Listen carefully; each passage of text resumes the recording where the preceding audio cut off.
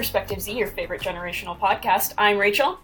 I'm Katrina. Oh, and I'm Ethan. Hi, Ethan. Hi, Ethan.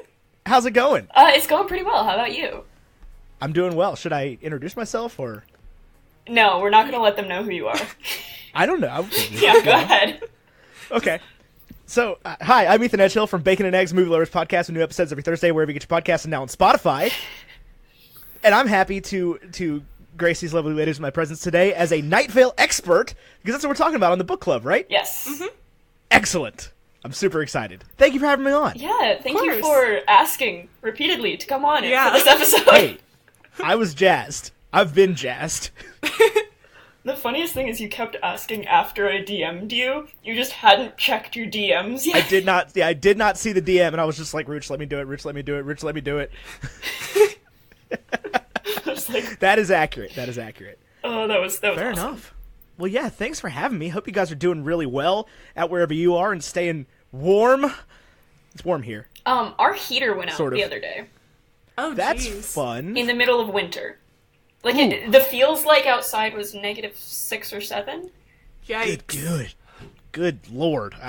Words are hard when it's cold. Yeah, your brain kind of freezes. So we called the insurance people, and she was like, yeah, we can get someone out there in 3 days. And my mom was like, that's not gonna work. Yeah. We're gonna die before then. Yeah. And she was like, well, we can do 24 hours if you think it's an emergency. And my mom was like, uh-huh. She's like, okay, so 24 hours you should have someone out there. And then, like, we were still freezing, because we have, like, an electric fireplace that was still working, but other than that, that's in the center floor, and we have no other heat in the house. So she called insurance again, and they paid for, or they're reimbursing us, because we went out and bought some space heaters. So, like, that was nice, but it was a mess and very cold. That sounds about right. Honestly, that sounds about right. About 2 weeks into living in this house. And the furnace breaks, and we have to replace it. I mean, that's always the case, though. You buy a used car, something breaks the second you drive it off the lot. Yeah, of course. It's always the case. Everything. I mean, it's like that. Like, you'll get a house, and sometimes you have, like, a warranty on stuff for, like, a year, where you have, like, an opportunity to claim it against the person who lived there before, and it breaks at, like, day 367. Oh, we actually have a year and a day from the day that the furnace broke for insurance to cover a replacement, so we just have to pay the $100 deductible, and we get a new furnace. See, that's excellent. Uh-huh. And if they told you 3 days, you definitely got in touch with somebody's, like, after-hours, like, late-night department that was like, I don't know what I'm doing. I'm getting paid $4 an hour. Yeah, it was Friday after business hours. Yeah, so, I mean, I did insurance for 3 years, and anytime somebody called me something like that, it's like, yep, okay, let me just call, like, 19 local places. We'll have somebody there within an hour, I promise. That's awesome. Yeah, so that was easy. But I'm glad your heat is getting fixed, or is fixed, or... It's fixed now. Fixed now, okay, good. We're donating the space heaters to, like, the amount we're not getting reimbursed, because my mom went out and bought 3 $20 space heaters, and my stepdad went out and bought a $150 electric fireplace with, like, infrared, and they can normally only reimburse about $100, so they're gonna see if they can do any more, but we're just gonna donate the space heaters to our church, and they'll send them out to women's shelter. That's such a dad move, though. Like, my dad would have absolutely done the same thing. If the heat was broken, he would have been like, how can I fix this in the least convenient but most epic way possible? The funny thing was, he, about a week ago, was at Lowe's and saw the fireplace and was like, I really, really want that, but it's not a need, so I guess we can't get it because we just spent a bunch of money, buying a house. Buying a house, yeah. And so he had an excuse to get it, and he was ecstatic. Yep. As soon as the furnace broke, he was just like, boy, howdy. Here's opportunity knocking. Let's go. Yeah. Fair enough. Well, I'm glad your house is warm. Me That is excellent too. news. Sky loves laying in front of the fireplace, though. That is her spot. It's the I believe cutest. it. Animals are like that. They're wild. She also lays on your blankets a lot. Yeah, she does. Hey, speaking of Sky, you know where you can find more pictures of Sky? Where? On Instagram at Sky_the_pirate. Sky is SKYE. Wow. It's the most adorable page on all of Instagram, I promise. You're not going to be upset. She is so cute. I love her. I love her too. She is the most adorable. She Most is. adorable. Should we move on to favorite things and songs of the week? Sure. Before we dive into the book. The book. The book. This is me diving. I'm just like... I was never a good diver. So, Wow, Rooch, that was such a cool dive you just did. Awesome. Right on Skype. I'm so Yeah. jealous of that I got to see it and nobody else did. Yeah, because this is an audio-only podcast. I would have dressed Exactly. better if you told me that beforehand. I mean, look, here's the deal. With every episode of Bacon and Eggs, I am just 100% of the time flossing the entire time we're recording. But nobody knows that because it's an audio-only medium. Only Tyler gets to see that. I'm so jealous of Tyler. Me too. Just the whole time. No, that's actually a complete lie. I can't floss. I can't I'm either, and I incapable refuse to try. of flossing. Like, my body will not move that way. I can't do the opposite thing. The, like, where you move out and put your hips back, my body's just like, nope. We're all going the same way, buddy. Yep. So anyway, Ethan, what's your favorite thing this week?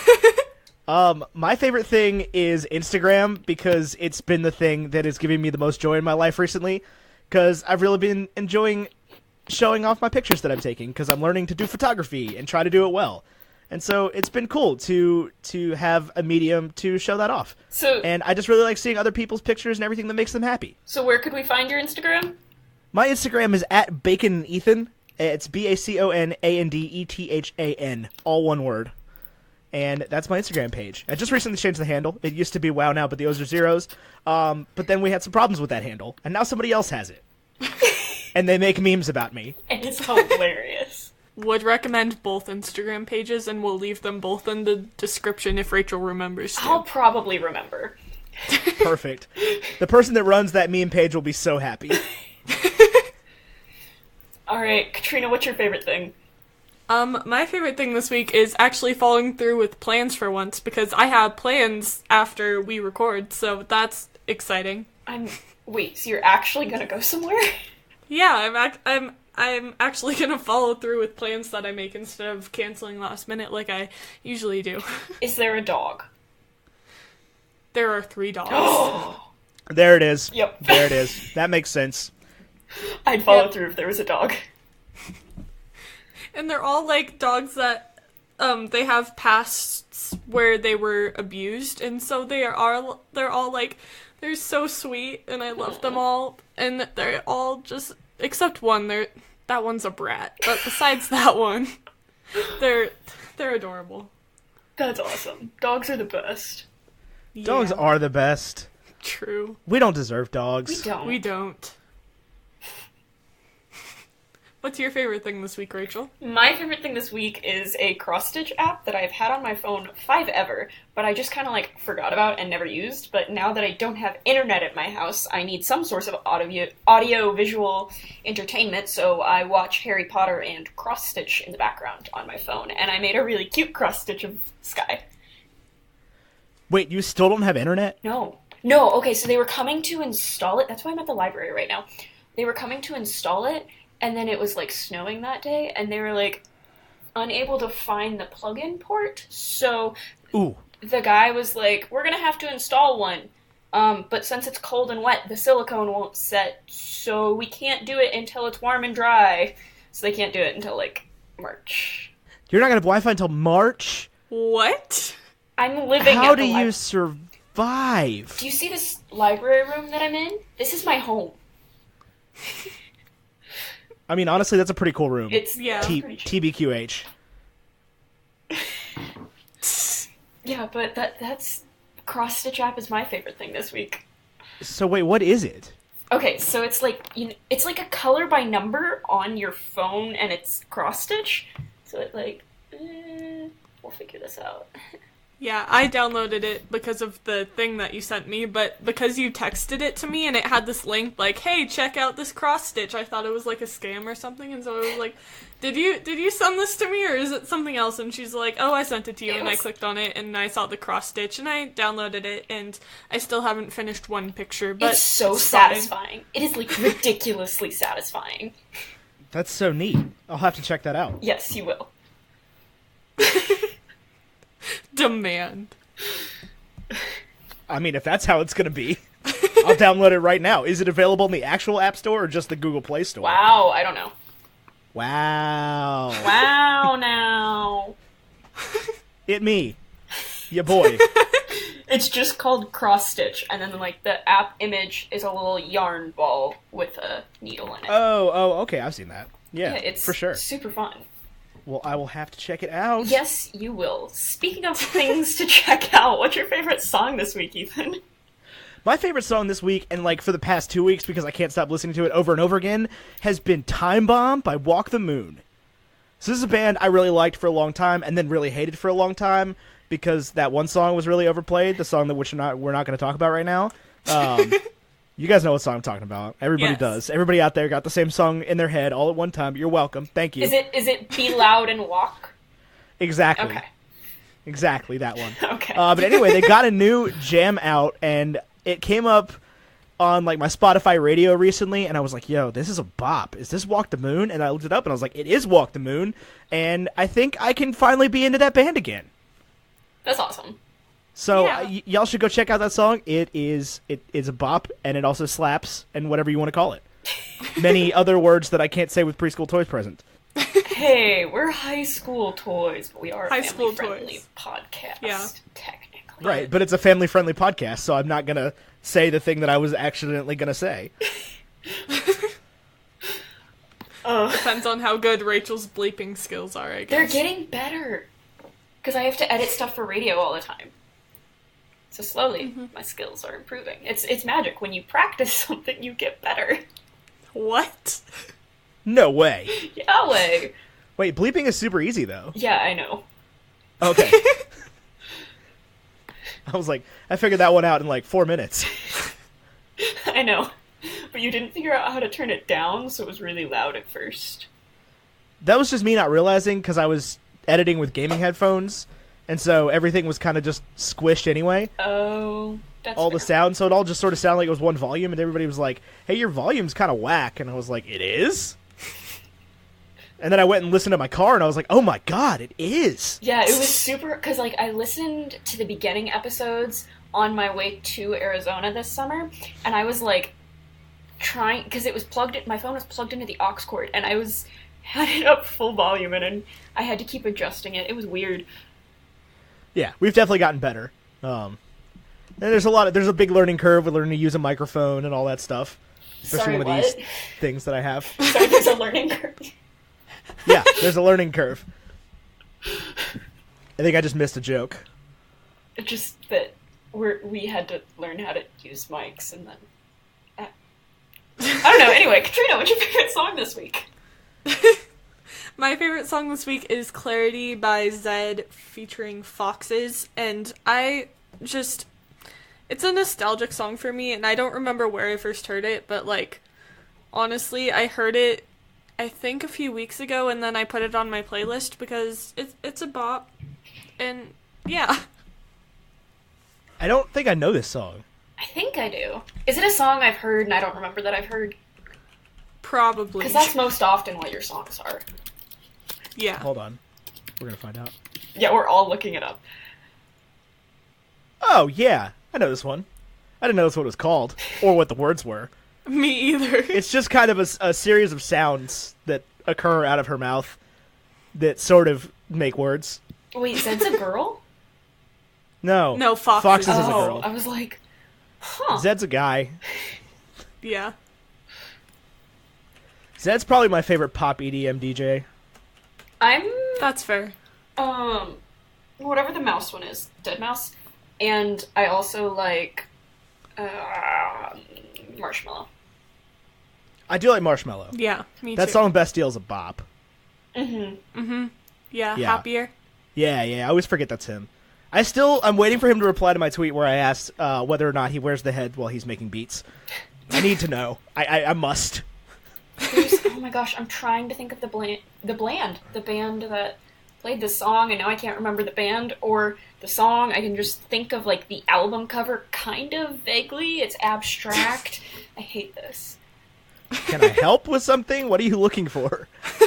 Oh, Pink Cloud. That's the song name. Pink Cloud. Pegboard Nerds is the band. Never heard of it. Me either. They've got some bops. Is that your favorite song this week? No, it's not my favorite song this week. Where did What that is come your from then? favorite? My favorite song is Only Exception by Paramore.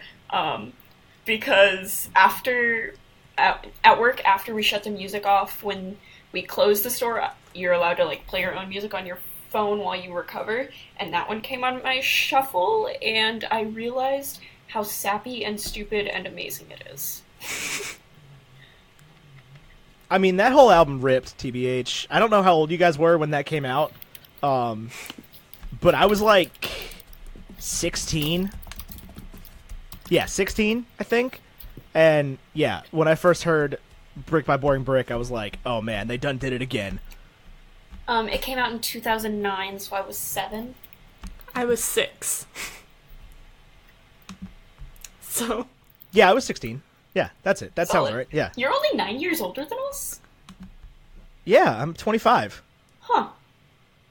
Yeah. I'll I'll be 26 in March. I always just kind of pictured you as an ageless old dude. I mean, isn't everybody over the age of 20 to you an ageless old dude? Ageless old dude? No, some of them are ageless old women. That's fair. That makes more sense, yeah. So anyway, now that we've got that out of the way, is there anything, Ethan, you want to talk about? I think there was a book you mentioned. Oh, the book that you had me on to discuss? Possibly? Yeah, we can discuss that, or we can talk about whatever. Do you guys want to talk about clams? Do you want to talk about the political situation in Nepal? Do you want to talk about a book we all read? It's up to you. First, I want to know how much you know about clams and how much you know about the political situation in Nepal. I know very little about the political situation in Nepal. That was an old John Green reference. But no, when I was in Rhode Island 2 weeks ago, and I met this guy named Dave on a beach in Warwick, Rhode Island, and he proceeded to give me a 35-minute lecture on all the different types of clams. How much do you remember? Very little of it. I don't like clams. They're not very good. But this dude, he was like, and I couldn't understand a word he was saying because he had this super thick accent, the New England accent that I can't really do, and this dude's just going on and on and on about clams and clam fishing and how he comes out on this sandbar every Sunday and goes clam fishing, and I was just like, dude, what are you talking about? Isn't it clam gunning? Isn't that... I don't know. I don't know anything about clams. You use a clam gun to go clam fishing or something? I don't know. I know too much about clams. Aren't you I from know the nothing. Aren't you like a landlocked state? Like, Yeah, what's your point? why do you know anything about clams? You don't know my past. Apparently kind of not. I guess you were scared a clam gunner in your past life. I was. That's unfortunate. That sounds like smelly. Yeah, it was, You kind of got used to it. Your nose adjusted. Did it? Not really. You made the best Yeah, I didn't out think of it. so.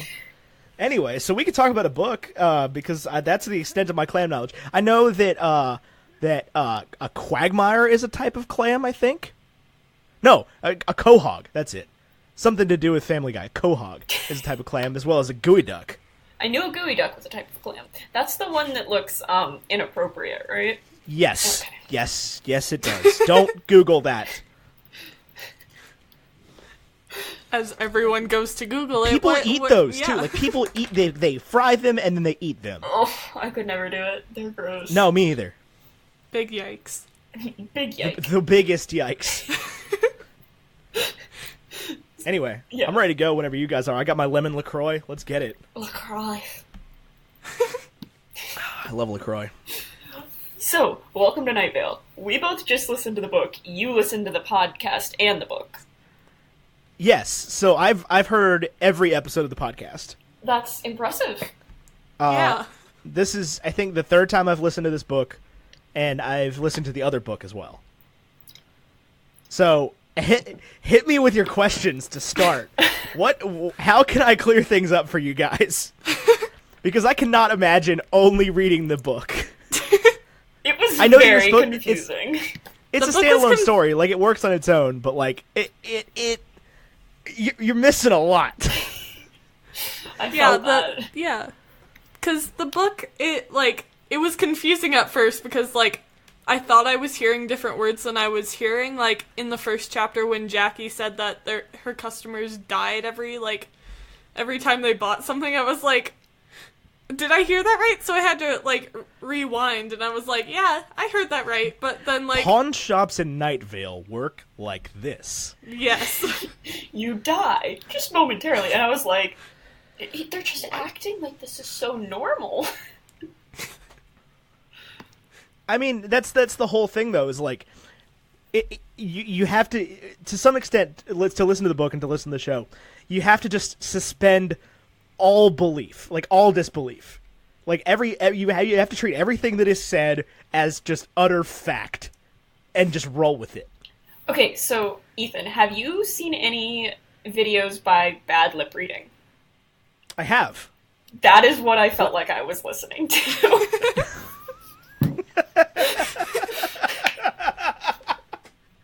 That's so accurate.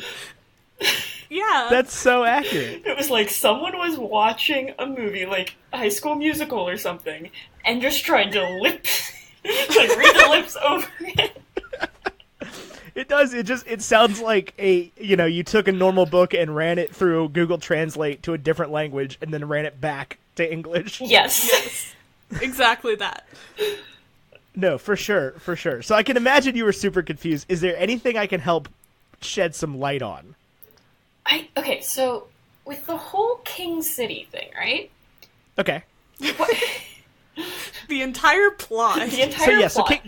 So King City is a thing that is fairly isolated to just this book. Okay. Okay. The Man in the Tan Jacket exists a lot in the early episodes of the podcast, up until the point where this book happens in the show, which I think is like episode 80 something. It's a lot of episodes. Something like that. Well, it's been on forever. It's twice a month they put out episodes, and it's been on for like since 2012, I think it said. Yeah. So 7 years, I guess. So coming up on 7 years in July. Yeah. So there's a bunch of them. And the Man in the Tan Jacket was a pretty prominent character for the first bunch of them. He would show up, and things would just sort of go wrong because nobody remembers anything when he's around. Mm-hmm. So because he's unstuck in time. Yeah. Yeah. Okay, so Night Vale and King City are stuck in time in the book? So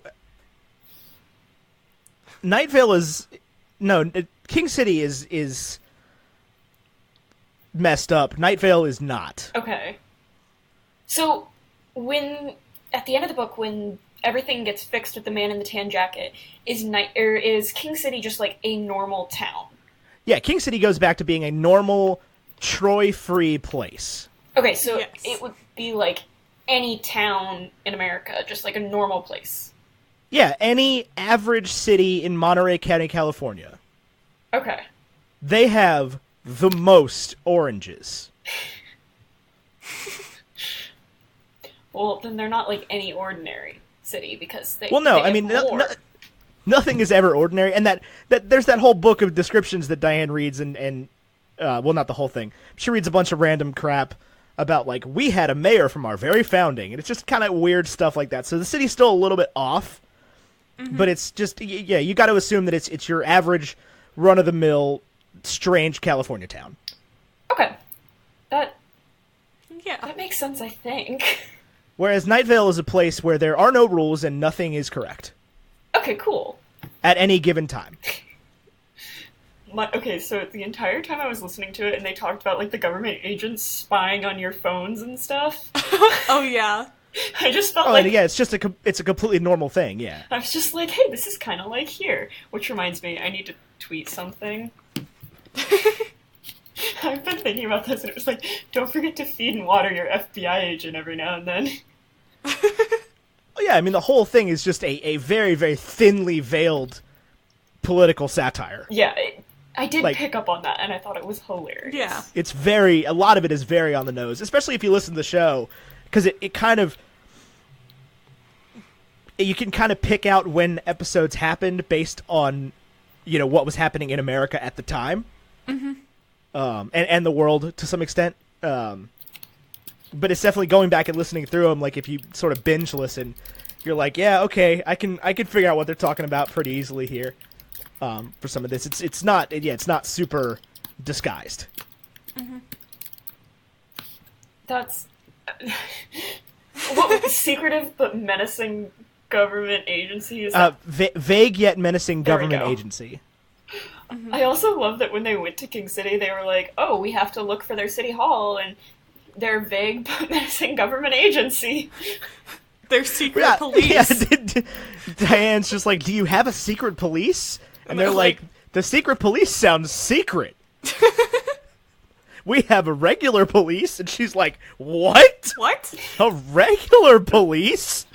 I also love that when I think it was Diane or the narrator dude was describing why there was a secret police, he was like, "Oh, because the regular police were in danger, so they all disappeared, but the same people became the secret police the next day." Right. Well, that was the thing is, the sheriff showed up, and the sheriff is a guy that wears like a bishop's mitre and a balaclava and like a fur cloak and a sheriff's star. Wait, I thought a balaclava was like the papery food.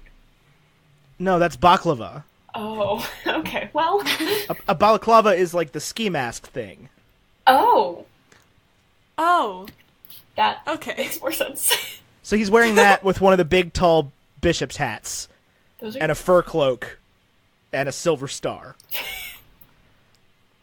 That's a fashion statement right there.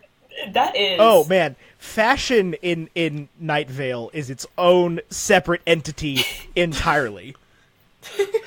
How so? Just anytime it's approached, they describe people as wearing the most ridiculous things possible, while describing it like it's totally normal.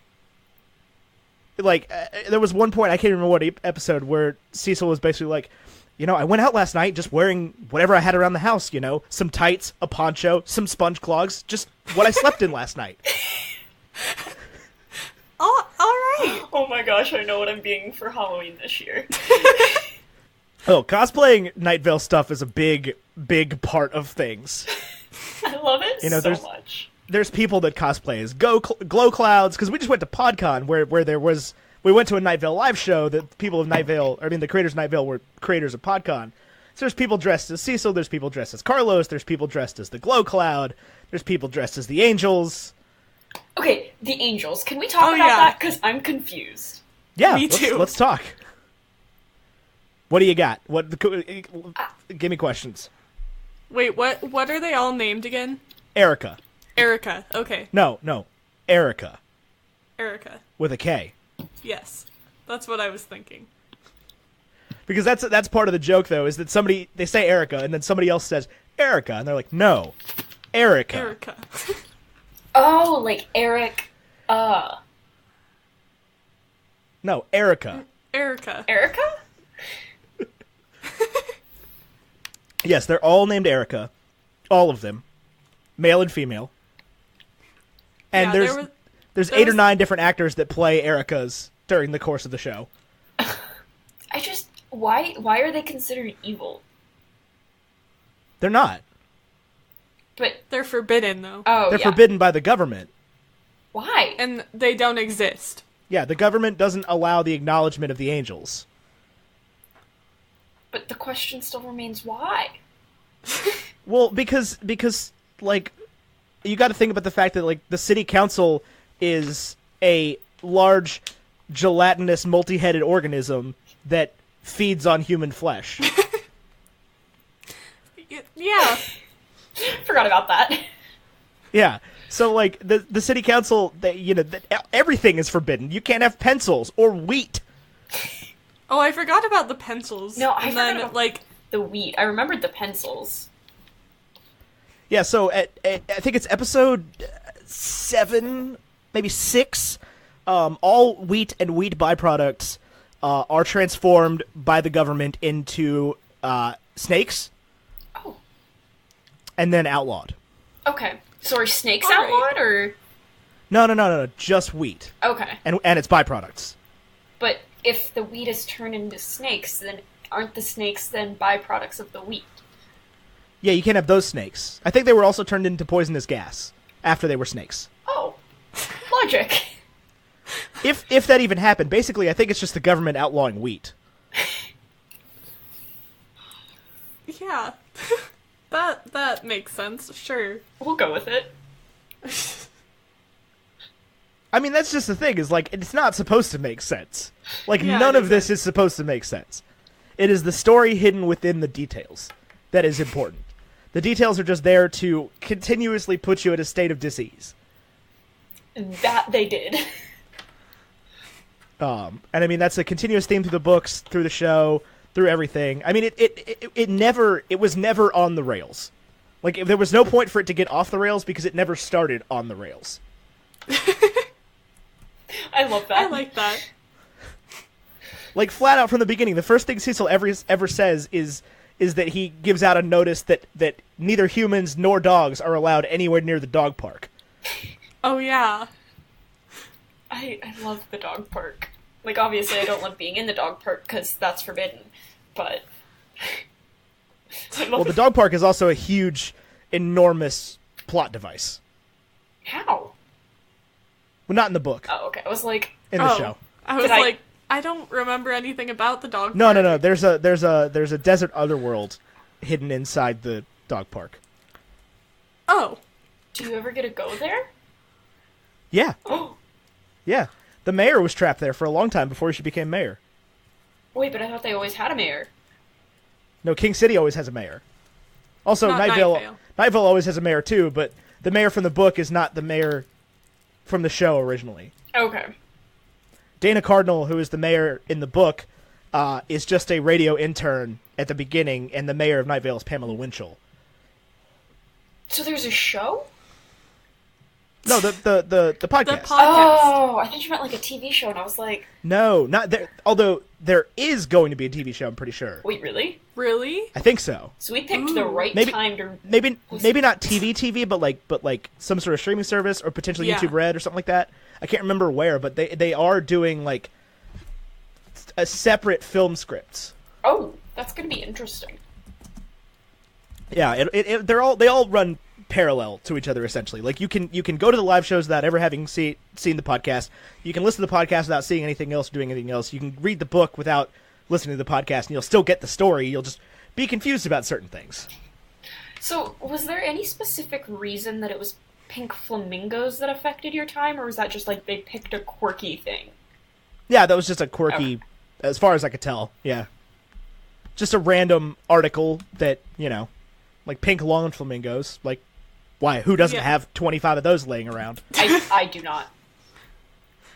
Right, but you don't live in Nightvale. That's true. Yeah. I do not. Can I move to Nightvale? No, Is it warm there? it is warm there, but it is also very hard to get there. Yeah. They did. So Carlos, the scientist, is the only person who's ever like infiltrated. And the man in the tan jacket.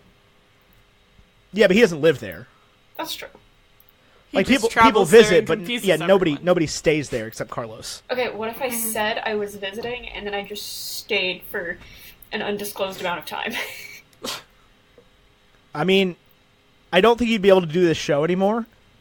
Oh, I'd be sad. Izzy. You'd have to take up Rachel. T-Pixels on his offer. Because, like, I mean, yeah, time in Night Vale doesn't work right. I've picked up on Yeah. that.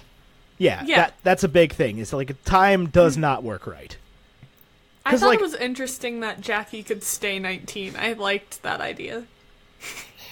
If you just stayed 19, because you're technically an adult, but you don't have to, like... No, but everyone kept treating her like a kid. I would I hate know. that. I would hate that so I would hate much. that, too. I thought True. it was an interesting Yeah. concept, though. It was definitely like she's world weary. She's been around. She's hundreds of years old or whatever, but she's not. Because she's 19. Right. Well, it's because of Troy. Yes. Like she got the whole time stuck thing, and Josh got his like metamorphy powers from Troy. Mm-hmm. Because they both got different aspects of Troy. Troy. Okay, so when Troy was in King City, why didn't Night Vale become, like, a normal city? Because Troy was still in Night Vale.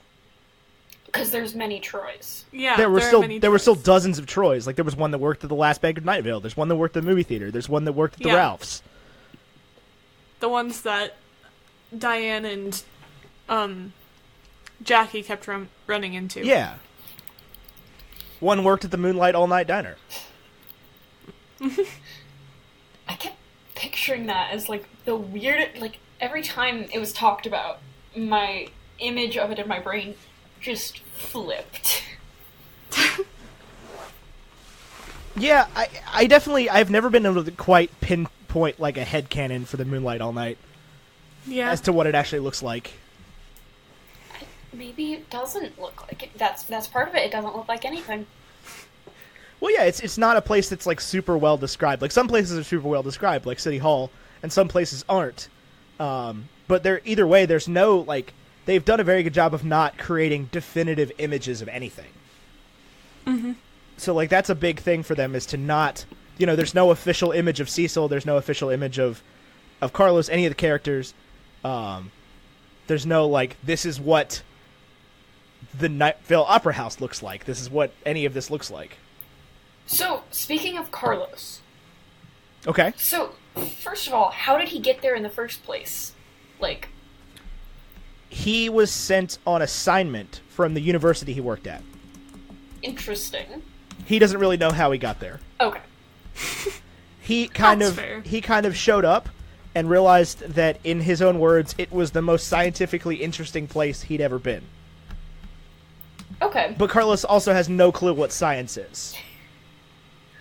I liked the idea of science in this book, like, honestly. You just write some stuff down on a paper. Yeah, on the whiteboard, he's like, Melangina, please write science with a heart around it again, next to the equation.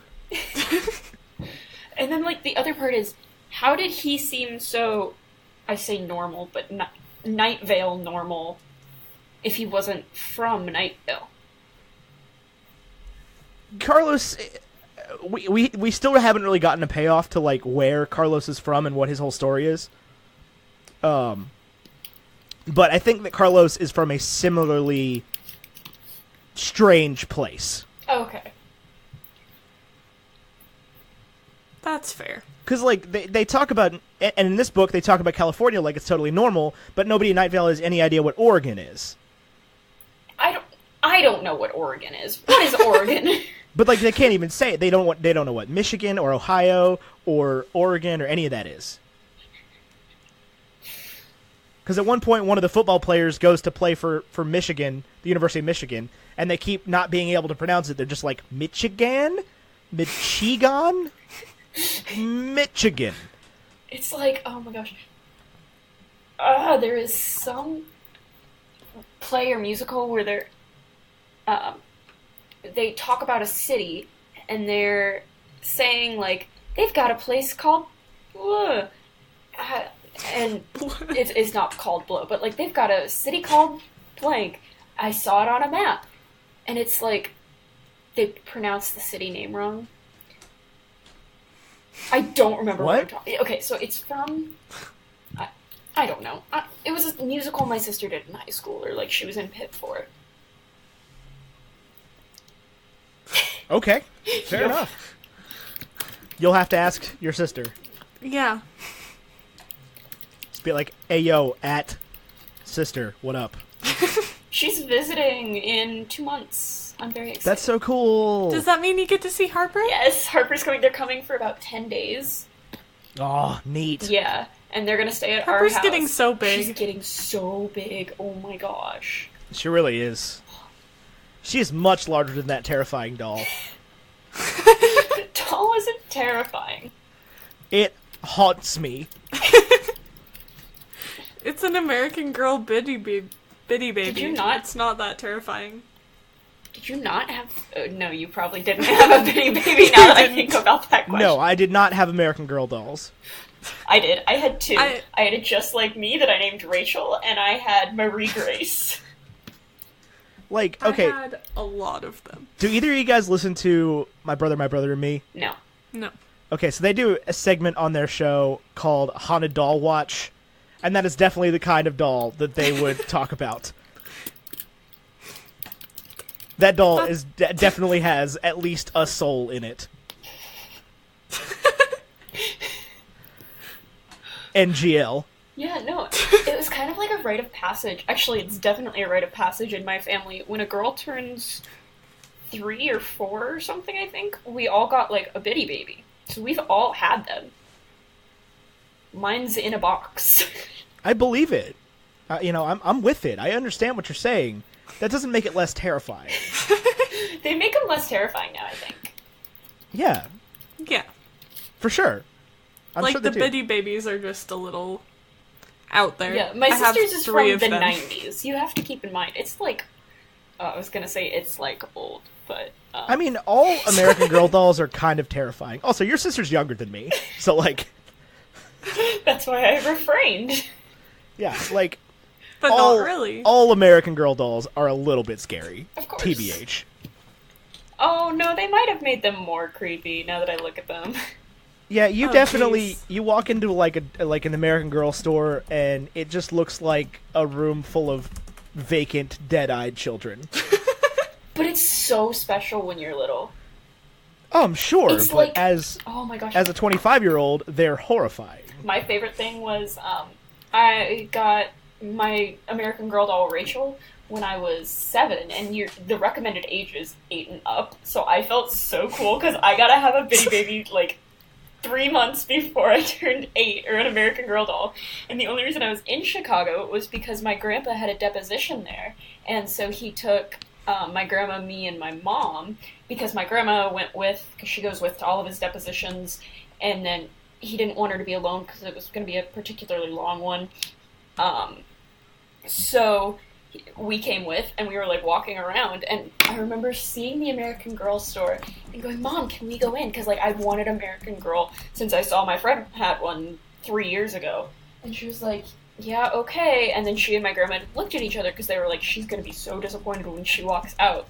And then I got there, and I saw the Rachel doll, and I was like, I really want this. I really, really want this. So we, like, pooled up the amount of money I had in my head, and it turns out I had, like, exactly enough money to buy an American Girl doll, and that was the first time I ever really, like, bought something more than $2, and I thought it was the coolest thing ever. That's so neat. So it's like, I have significant memories with each of my American Girl dolls. No matter how creepy they are, they hold memories. Oh, for sure, and I'm with that. Like, I'm not by any means trying to diminish that. Mm-hmm. They are just horrifying. Like, maybe not when you're a kid, but, like, as an adult, like, I'm just waiting for that thing's head to just start spinning around. Like, I've seen too many horror movies at this point. I've seen Annabelle, like, and the Conjuring movies too many times to not believe that this doll is definitely going to kill me. Oh my gosh. What kind of makes me sad is they're phasing out the older dolls. So, like, the Decade dolls, they're phasing them out. And you can't get them anymore. I don't know what those are. But we've reached the extent of my American Girl knowledge. Like, we are flying uncharted territory here. It seems to be more than your clam knowledge. It is definitely probably more than my clam knowledge. I don't think that I've eaten a clam voluntarily in a long time, though, so... I've never had a clam. I don't think I have either. I don't like seafood. Me either. I live near the coast, relatively. I spent 7 years living at the coast. That sounds awesome. Oh, I want to go out east for college. East is rad. I don't know why anybody does West, honestly. West is out. West was like an 1800s thing. We're all moving back east now. Oh, the 1800s. Yikes. Yeah, all that 49ing is done. I mean, there's no more gold in them hills. Let's get back to where civilization is. Thank you. California was a nice experiment. Y'all have fun out there. Yeah. No, actually, I was just on the West Coast. Seattle is rad. That is a cool city. Seattle. Huh. Kidsy, we should try and make it out there sometime. We should. They do have a convention for that thing that you guys do. Really? Yeah, I was at it. Huh. I didn't know you go rock climbing. They have a rock climbing convention? I mean, probably. They have a violin collection for Katrina? There's some pretty big What? freaking mountains out there. That's true. Yeah. I know a lot about big mountains. I live in a state where there are very big mountains. Oh, for sure. For sure. I'm with that. They were also big mountains in Washington. So, like, compared to most places in the United States, they are probably more likely than, you know, I don't know, Alabama to have a rock climbing competition. I mean, yeah. We've got lots of corn in my state, so... I know you do.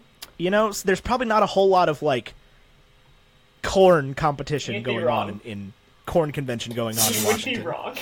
Oh, in Washington, yeah. In Washington, yeah. In Washington, no, absolutely. I mean, I'm sure the Iowa State Fair is just littered with who can grow the biggest corn and, you know, Yeah, corn we also shucking have, competitions. Like, the and biggest pumpkin, and it's, normally it's around 600 pounds.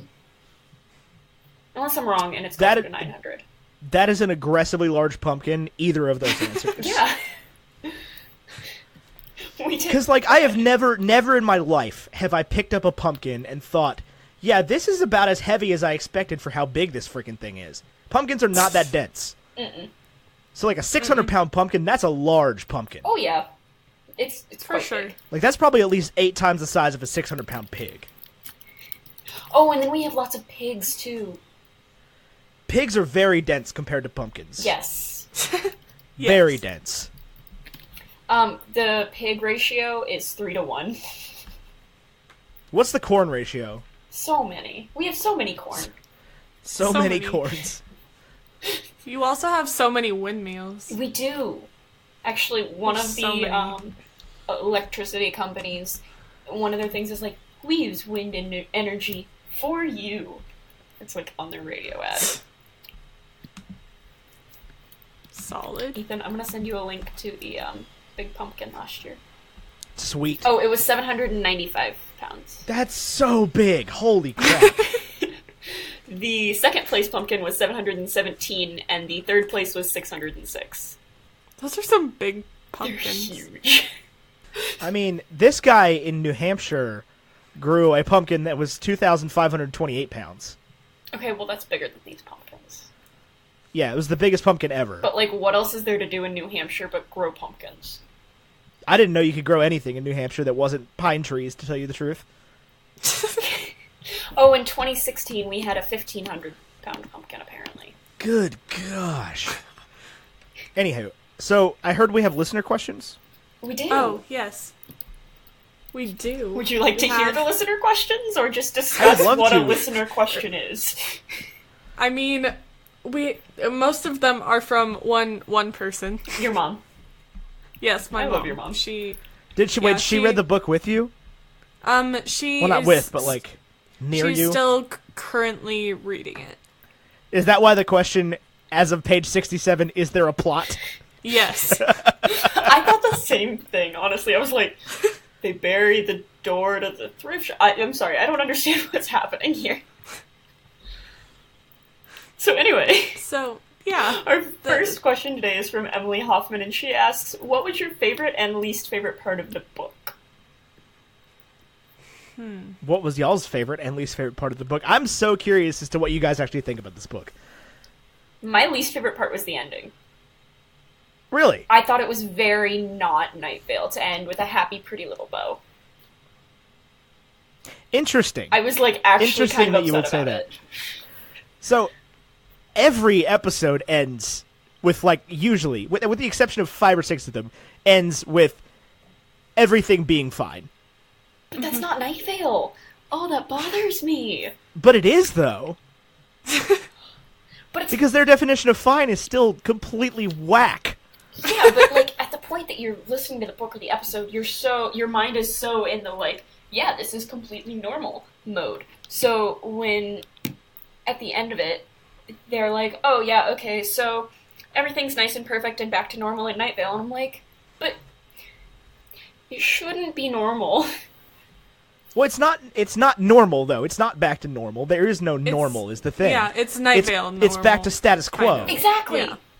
But I don't feel like it's a Night Vale. I don't feel like it's true to Night Vale that it goes back to status quo at the end of every episode or the end of every book. Well, I mean, it doesn't. There's bigger, broader plot lines going on than the It's like they're like individual episodes of Law and Order, right? Yes. Okay. Yes. Have you guys ever seen that show? Yes. No. I have not. Wow. Okay. I'm working with a whole different. Okay, I'm trying to. What are some shows that you guys watch? Well, do kids your age watch Gilmore TV? Girls. Let's talk Gilmore Girls. Gilmore Girls. Okay, I mean, Gilmore Girls sort of works. Yeah, I've seen that show plenty of times. So basically, at the end, there's your grand plot arc that goes over the course of the season or the course of the entire show, right? Mm-hmm. Where, like, you've got issues with Rory and Dean, and Dean's a jerk, and he doesn't want her to be free, and he doesn't want to go to college. She wants to go to college, and he's just a real butthead and never wants to make anything of his life and just wants to work at Dosey's Market for the rest of his life. And he built her a car, and that's not good enough for her grandfather. And anyway, I could go on. I shan't. I just watched that episode, but I could. So, like... Dean's awful. I hate Dean. Yeah, me too.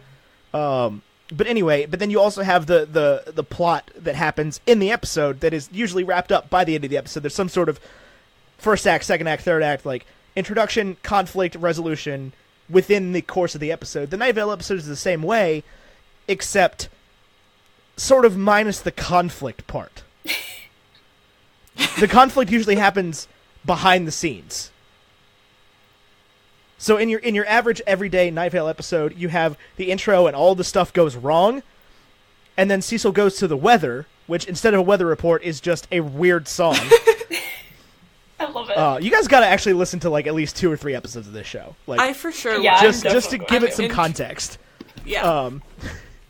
But yeah, and then by the time they come back from the weather, something has happened that has changed everything, because it's a radio broadcast, so Cecil's reporting the news. Mm-hmm. So something has happened off screen or off mic that has solved all the problems, and then Cecil reports on said solving. And it's usually tied up in a neat little bow, but there's still underlying problems that continue to happen through these like 2-year-long plot arcs. Interesting. So like you have the first one that culminates in episode 49, part A and B. So it's like everything through those episodes is one big story, and then they start another big story after that. For the record, episode 11 is Wheat and Wheat byproducts. I'm downloading them right now. Is it 11? It is 11. It is 11. Wow. They're also very short. If you cut out all the intro where Joseph goes on and talks about live shows and everything, and then if you don't listen to Weather, which I'd recommend listening to the Weather at least for a couple of them, but I usually skip the Weather at this point because I've listened to the show a couple times.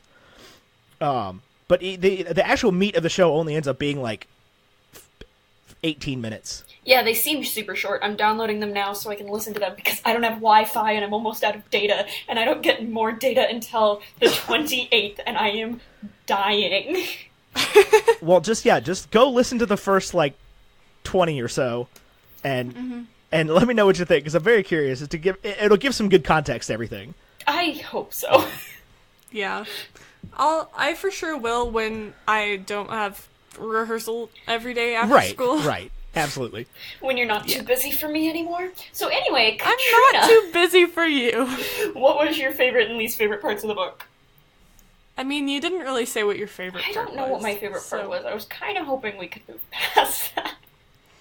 No, Rach, what was your favorite part? Yeah, Rachel. I don't know. I liked... it's so weird calling you Rachel. I'm not used to this. You don't have to call me Rachel. I don't know. I like Rachel goes between calling me Katrina and calling me Kitsy. It's so true. It works either way. I don't know. What's his name? Josh. I liked his shapeshifting. I thought that was pretty nifty, and that his mom always knew who he was. Mm-hmm.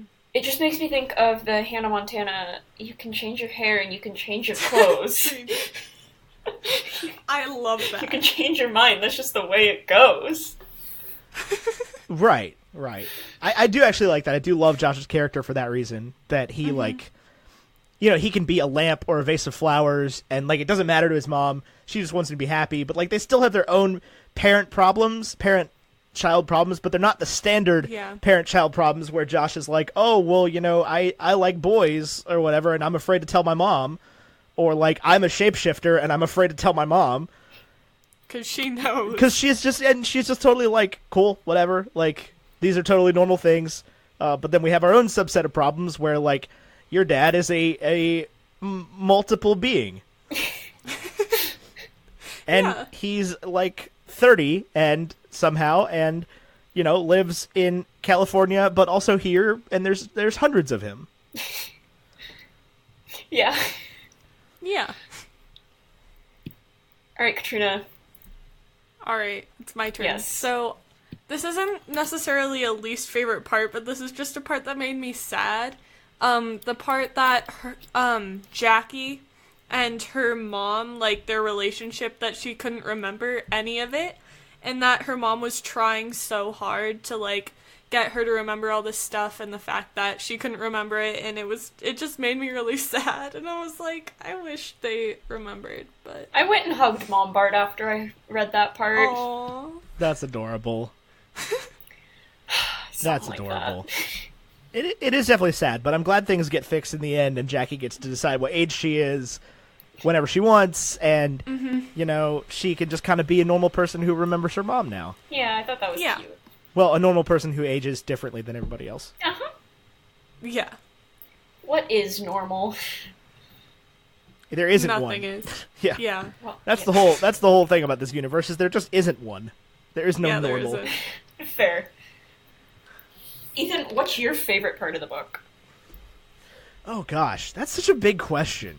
I don't know. I love this. Like, for me, this book is great because it was a continuation of the universe that I was already interested in, but had listened to all the episodes of, and it also gave me a payoff on a storyline that I'd been paying attention to for like 4 years. That never gets a payoff in the show whatsoever. Like, the Man in the Tan Jacket is just gone.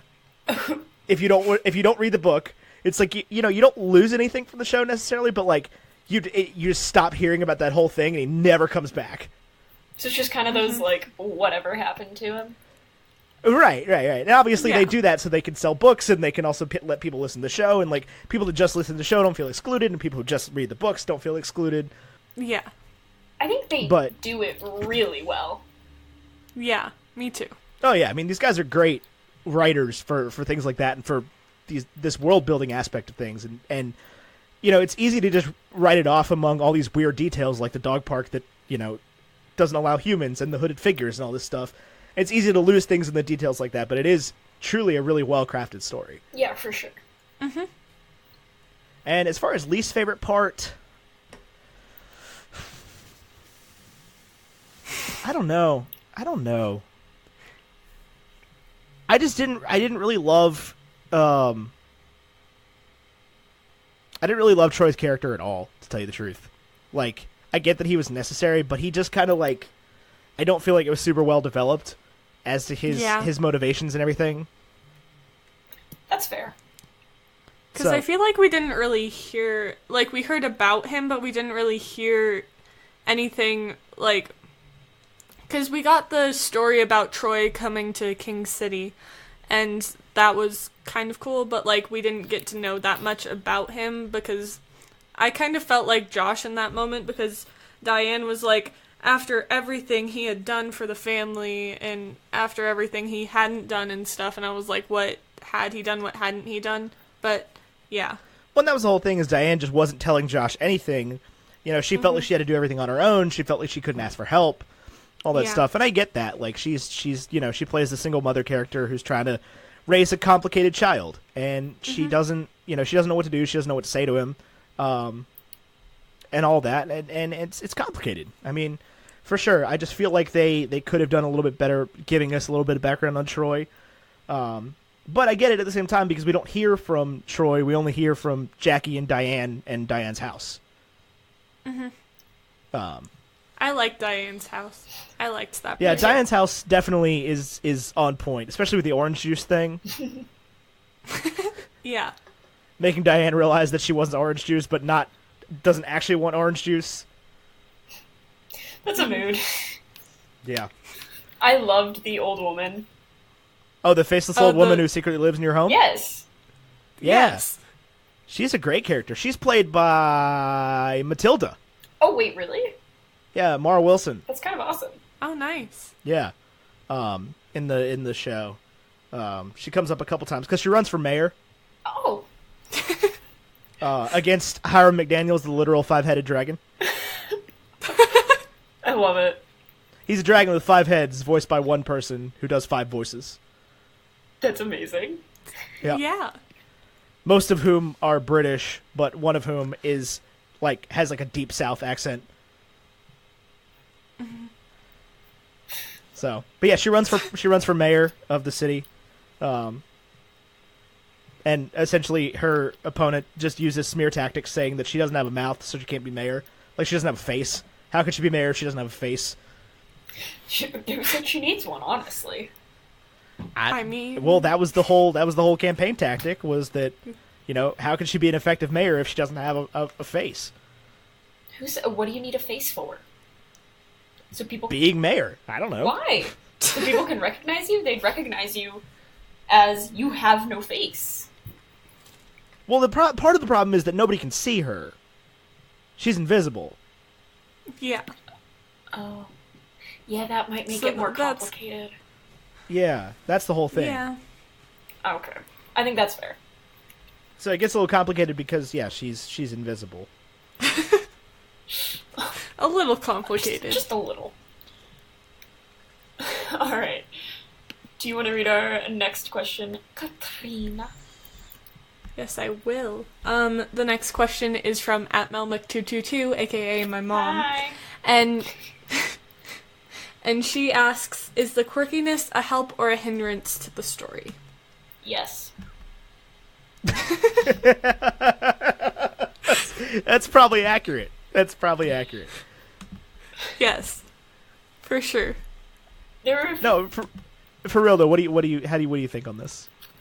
So there are a few points where I was like, this is too much happening and I'm too confused, and it was frustrating. But then other parts, I thought it made the book a lot more enjoyable to have all the quirkiness. So I don't know. Do you have any examples? Not off the top of my head. Fair. Okay. I would say it, when you first start listening, if you haven't listened to the podcast, obviously, you're kind of confused by the quirkiness at first, and I think this is where my mom is coming from, because she's licensed to be an English teacher, and so she's like, I don't know what's going on, I don't like this, and I was like, just keep going, because when you get used to the quirkiness, then it becomes more of a help, because then you don't, especially since I was listening to it, I broke my own rule and was listening to it before bed, so my mind was kind of already gone at that point, and so I was just like, oh yeah, they're dying, there's secret police, there's all this stuff. Yeah. But, yeah. Well, and that's the thing, though, is, whether you start listening with the book or listening with the podcast, you never get... There's never a soft intro to the quirkiness. Yeah. Ever. The first line in the first episode is, a friendly desert community where the sun is hot, the moon is beautiful, and mysterious lights pass overhead while we all pretend to sleep. That's literally the first line of episode 1. It's there's never a soft intro. There's never a, hey, things are about to get weird. It's just weird. Yeah, that's fair. I honestly, the further into the book I got, the more I loved the weirdness. But it was really, really hard to get into. For sure. I could definitely understand that, because, like I said at the beginning, you really do have to just shut off the disbelief, shut off the this doesn't really make sense thing, and just be like, okay, that's how it is. Cool, people die. Great, we'll figure it out. To pawn an item, you have to wash your hands and then die. You have to chant slowly. Yeah. Oh, everything involves chanting. Oh, yes. And usually bleeding. Oh. Oh, the phone bleeding thing? Yeah. That got me confused. And the door, you have to bleed on the door. Mm-hmm. Oh, yeah, bleeding on the door. I was like, okay. And then librarians, or big scary monsters. Oh, yeah. My mom didn't really like that part, because she's a librarian. And so she was kind of because she read that part of the book, and she's like, so, and she read the sentence to me, and she's like, so, do I keep reading, or do I not? And I'm like, just go with it. Just power through. Just power through, honestly. Oh yeah, for sure. For sure. And there's, everything, nothing is ever what it is supposed to be. Like, Valentine's Day is actually just a day of massacre. Oh. Everyone dies when they do street cleaning day. Poetry is illegal, but they still have Poetry Week. So does everyone just get arrested that week? Basically. Oh, okay. I mean, you could kind of sum up Night Vale as everyone just gets arrested that week. I believe that. There's a lot of false imprisonment that goes on. Mm-hmm. And by imprisonment, it means chucking people down the abandoned mine shaft just outside town. But how do they get out? They don't. But, so after Poetry Week, the town is empty? No, well, I mean, not everybody gets arrested, but, like, plenty of people get arrested. Or taken by the Hidden Figures, or, brought somewhere else by the baristas, or, whatever. This feels like I'm listening to my 4-year-old cousin tell me a story. I think one of them, I can't remember exactly, but I think one of them is fed to the librarians. Like, the worst poem is fed, the person who writes the worst poem is fed to the librarians. One thing that I liked is that, when they came out of the library, the fact that, when Diane dies, like, later, the fact that she's like, well, at least I can stop thinking about what librarians look like now, and I'm like... Basically. Yeah. That was awesome. Alright, I really like your mom's next question. She asked, is Night Vale a character as well as a setting? Could the story take place anywhere else? And I would say no, it can't take place anywhere absolutely else. not. Yeah, no. For sure. Night Vale's 100% a character. It is a living, breathing entity that just is consistently changing based on what needs to happen. Mm-hmm. Night Vale is the biggest plot device. Basically, yeah. I mean, it's just because the whole premise is described as like it's a town in the desert where every conspiracy theory is true and anything is possible. Pretty much, yeah. And it makes me so happy for some reason to be talking about it. Like, just talking about this book is making me smile. So I guess I liked it. That's what the quirkiness is supposed to do. It's supposed to make you just feel totally uncomfortable, but also just let you kind of slip into the story that makes no sense whatsoever, but also kind of makes sense. A bad lip reading. Exactly. That is pretty accurate. Like, that is a pretty good description for this. Yeah. Alright. Because I wanted to talk to so many people about it, and people were like, so what do you think of the book? And I'm like, I'm trying to save my thoughts so that I don't lose all of them. Yeah, true. I'm so glad I get to talk about it. We had now. to keep each other from talking about it. It was... Yeah. It's definitely one of those things that kind of infects your brain, like, to the point where you need to talk about it to someone. It's like when you like eat something really bad or you smell something really bad and you're like, hold on, you gotta smell this. Like, this is so terrible. I gotta tell the whole world about it. And this is the same kind of thing. It's like, you just gotta listen to this. Like, I need somebody else to talk about this with because this makes no sense and my brain hurts. Yes. I feel like that's the way my dad was when he watched Collateral Beauty because of the ending, if I haven't. either of you have seen that. I have.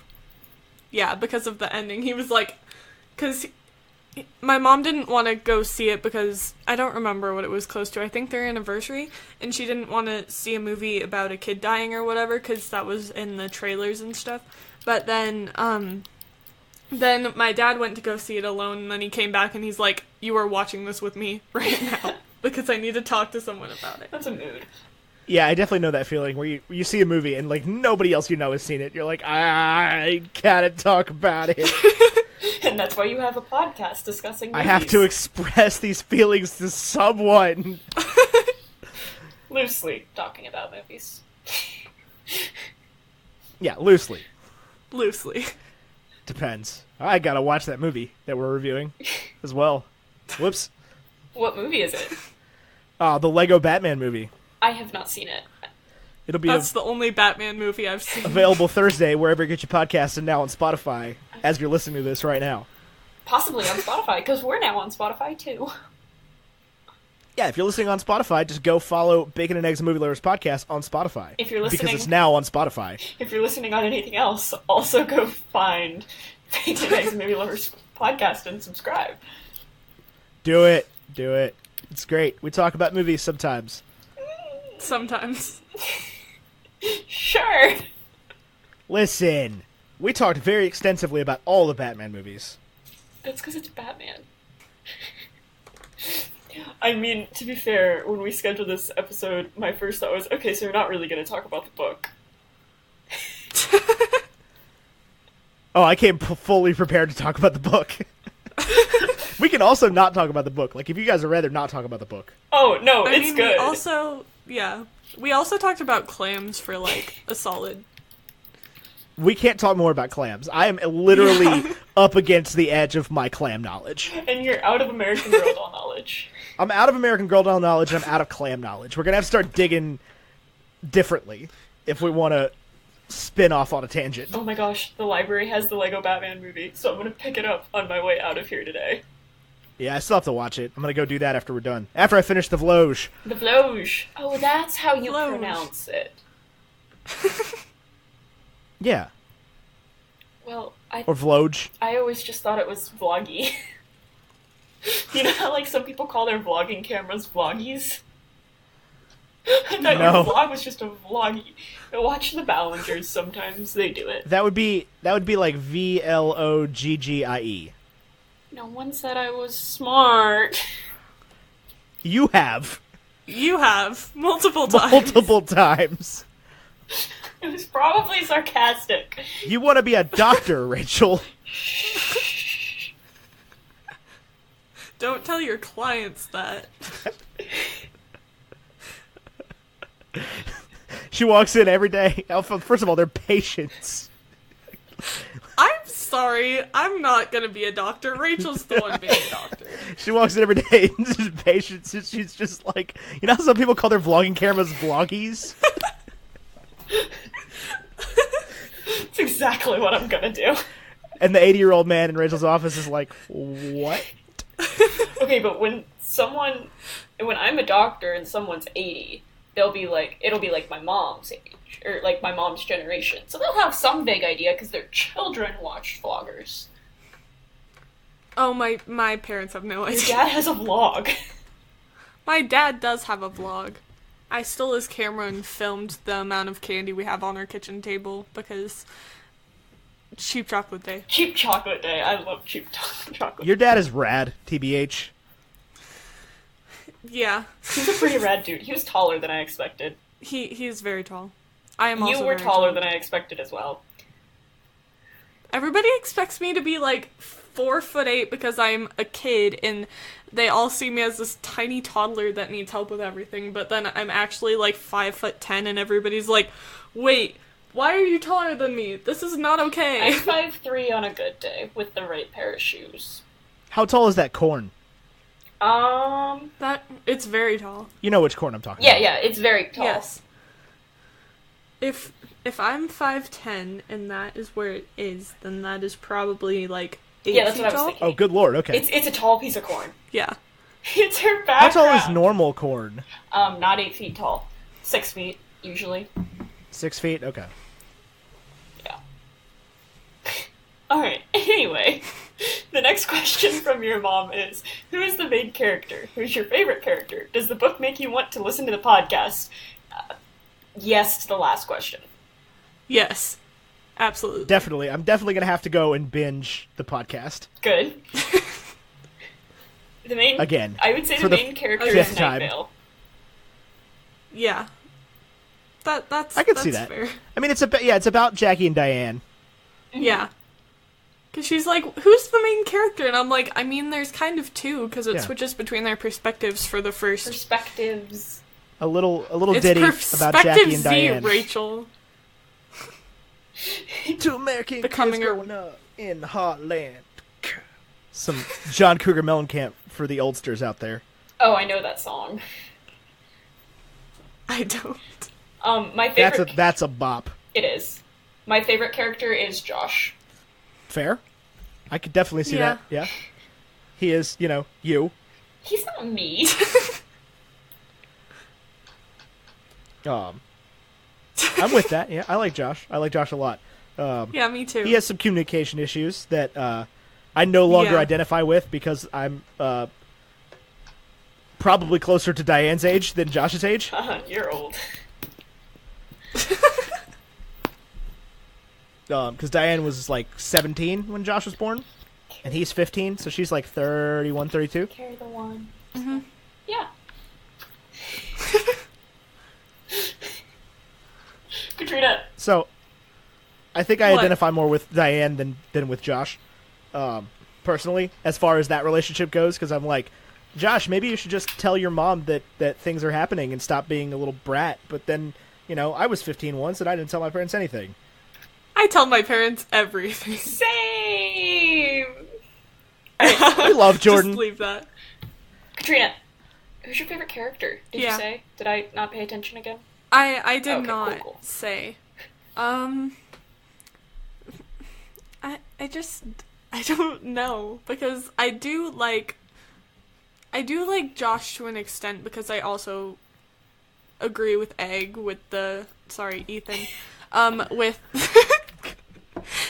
I agree on the aspects of communication issues and stuff like that, but I also liked Jackie because she was kind of edgy and I was living for it, and I liked the part at the end where they were talking about the man in the tan jacket, and they were and Diane was just like, "Josh, I'm sorry I cursed."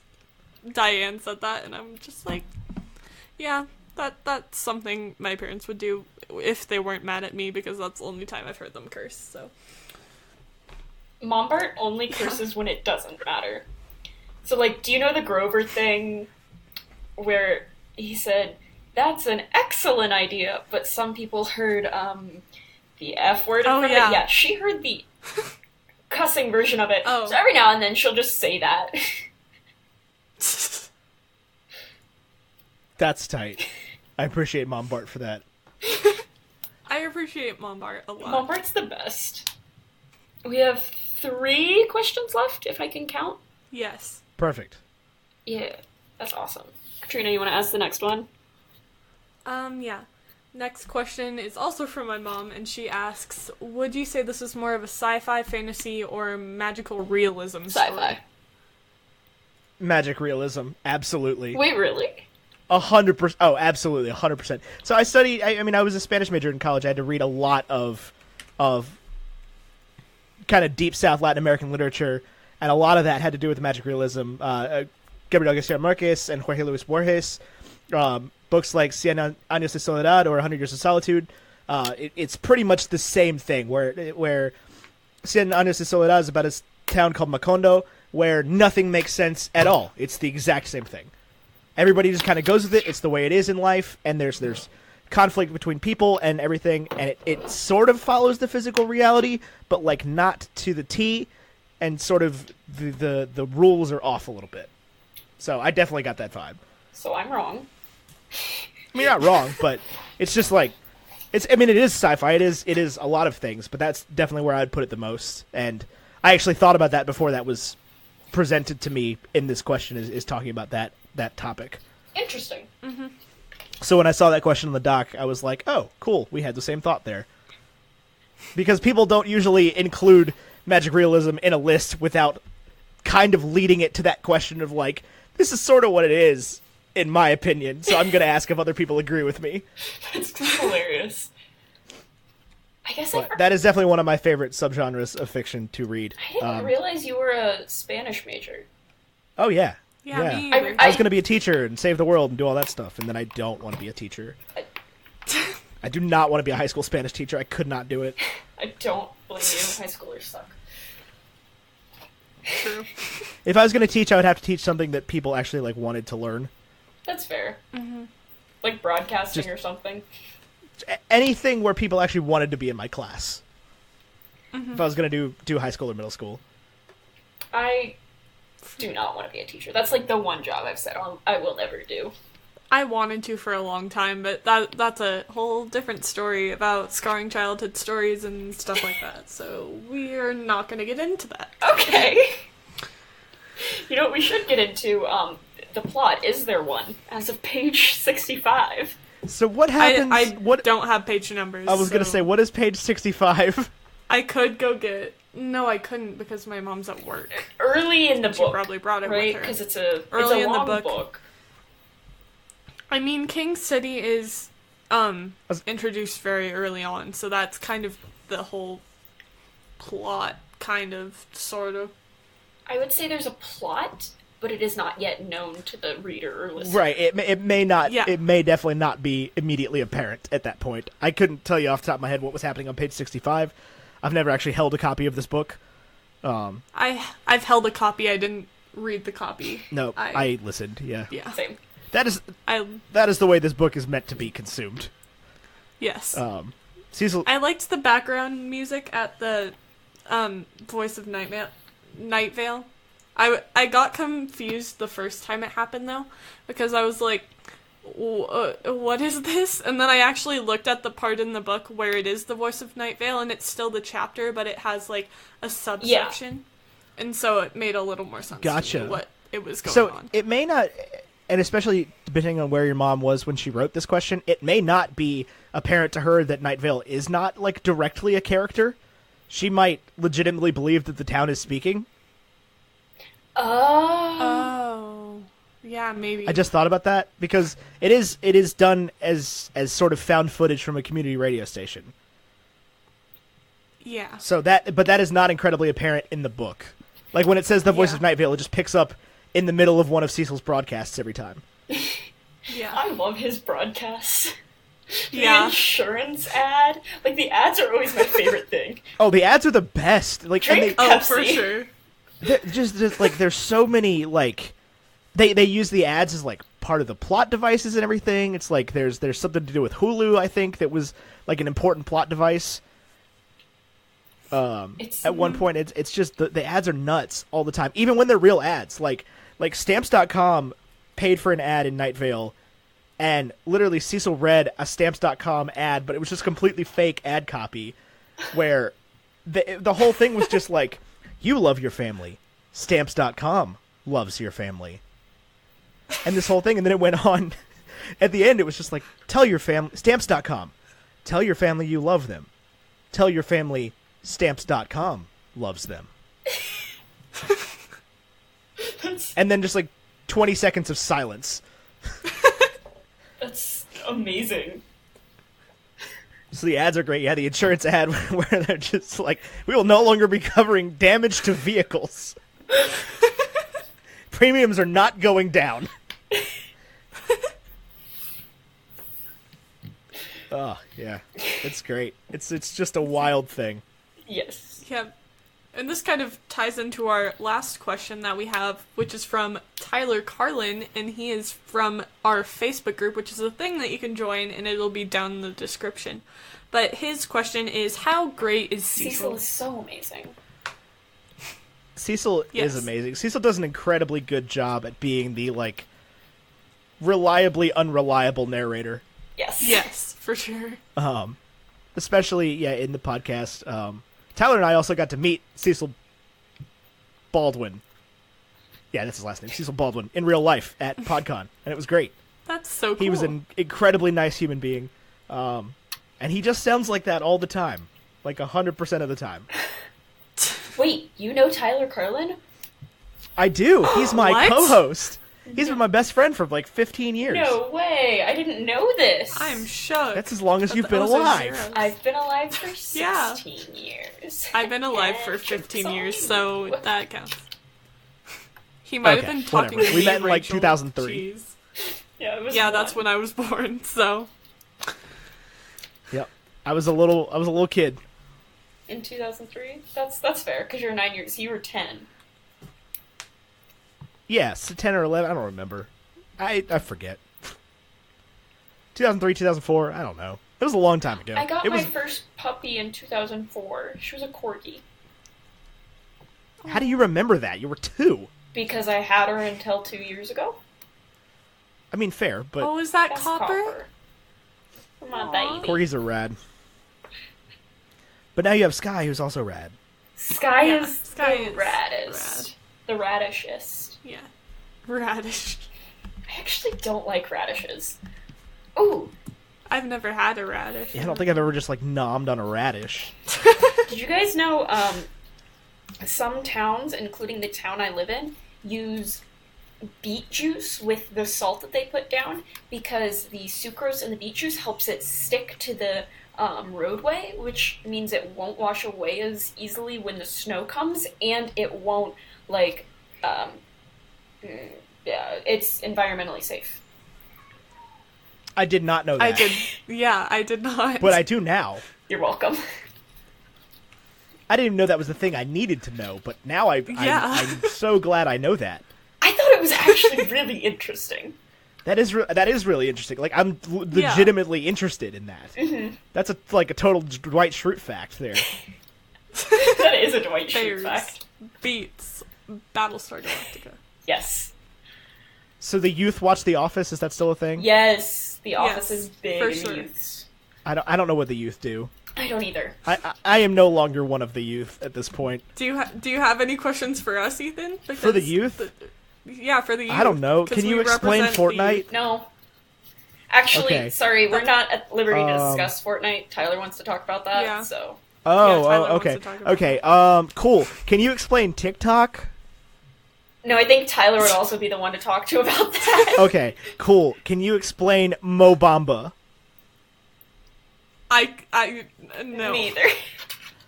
I've never listened to it. Okay. Maybe we should not be the voices of our generation.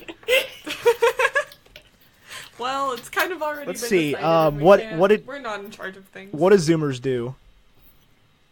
Because that's my new word that I found out today for Gen Zers is Zoomers I love it. instead of Boomers. What is a Zoomer? It's you. You're a Zoomer. Oh. Zoom, zoom. Because they call the old people Boomers, and so you guys are Z, Oh. so you're Zoomers. Mew. Tyler told me that about today. Viewers. Mew. What else do you guys do that I have an issue with? What was with the whole Tide Pod thing? Literally. That wasn't us. We're the older Gen Zers, and that was the younger Gen Zers, and we do not associate with them. But we do love them. Some of them. Depends on the day. Like our listeners, we love them. Yes, we love them. Twitter. We love our Twitter.com. Okay, give me 10 seconds here. Let me see if I can find some ignorance. 2, 3, 4, 5, 6. I'll let you 7, count so that 8, your editing is 9, 10. You're out of time, Ethan. Okay, darn. You're gonna keep That's looking. okay. Yeah, I'm gonna keep looking while you're talking, but I'm sure there's some. I don't know. You guys are wild. We are. I don't get it. What's the deal with Juuls? Ugh. Why do kids want to smoke in school so bad? Literally, our bathroom signs have something that says it's a lot easier to wipe your bum than your lungs after you Juul. Okay. Those are signs on our bathrooms because they're just like, stop. Like, back in my day, we just didn't give ourselves nicotine addictions for no reason. Mm-hmm. Well, yeah, teen smoking was actually at an all-time low, and then Juuls came. And then into the y'all picture, came along. and now it's spiking up. because vaping is definitely less damaging than smoking. Please don't, Juul. Please No don't. drugs. I always get so scared because my pencil lead holder looks a lot like a Juul, and every time I get it out to put new lead in my mechanical pencil, I'm so scared that the teachers are gonna think I'm Juuling, but I'm definitely not because I'm a good child. Kidsy, if they think you're Juuling and they come over and say, "Give me your Juul," you show them that it's pencil lead. This is a very easy solution. I know. I just get scared. See, because I'm you're more responsible than me. I just get a new pencil when I run out of lead. Why would you do that? Lead? Y'all, I'm gonna be real with you, okay? This is something you may not know about since you guys are younger and I've been through a little bit more of adult life and school than you guys have. I have not used a pencil since 2010. With the exception of a couple times in college to take a test on a Scantron. But I have not written something in pencil since high school. For any reason. I do like pens more. We all know I like G2. Yeah. It's my pen of choice. Oh, yeah. Absolutely. Yeah, my English teacher only lets us write in pen unless we're taking a vocab quiz, because then it's easier to erase your mistakes. I have Gen Z questions. Hang on. Do you guys have to learn cursive? I did. I did in elementary school, but we haven't used it since. Okay, so that hasn't gone away yet. Got it. Okay, cool. Noted. My mom teaches do you guys 4th grade, and she still teaches it. That's so wild. It's not. Did you guys have to take keyboarding? Yes. Yes. Extensively. Huh. Okay. Interesting. Yeah. Interesting. Typing Pal was my child. Mine was. Oh gosh, I don't remember what it was. It was something typing. They tried to make it fun, and we had to have these orange covers on the keys so we couldn't see them, and we would actually learn where they were. And I hated it, but now I know where all the keys are. Type to learn. See, like I already knew how to type. Like I learned to type with the home keys before I took keyboarding, like a long time before I took keyboarding. But like I had to take keyboarding, so like it was so boring because I already knew how to type. Yeah, that's why it was boring. Well, I mean, it wasn't even like I was learning anything. I literally sat there for an entire semester not learning a single thing. That sounds rough, Ethan. It was. I could have been doing anything else with my time. Oh, that's me in econ right now. I have 104 in the class. Because the class is all seniors who have major senioritis, so the teacher makes it a super, super easy A because it's required to graduate. Yeah, we did not have to take econ. We have to take econ and gov. So we have to take gov, but we don't have to take econ, but it is highly recommended. And so that's what I'm taking next year is 1 semester government, 1 semester econ. Yeah, we had to take government for a full year. I took AP government. It was awful. But yeah, I'm not doing that to myself. The class above me, like the grade above me had to take keyboarding. My grade did not, but they didn't tell us that till after I already took keyboarding. And then the grade below me had to take personal finance, but I did not have to take personal finance. I don't have to take personal finance, but I'm going to. Fair enough. Yeah. Maybe you'll learn how to pay taxes, and you can stop that thing of people going on Twitter and being like, "School didn't teach me how to pay taxes." I hate that so much. You want to know something funny? How everyone's like, mitochondria is the powerhouse of the cell. I didn't realize that meant it supplied energy to the cell until last year. So...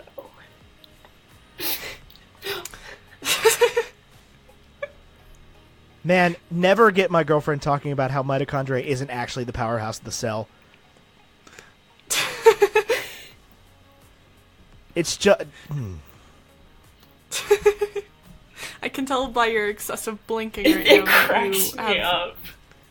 Because it's like your mic color covers all of your face except your eyes. Then it's just you see this blinking. Well, you know.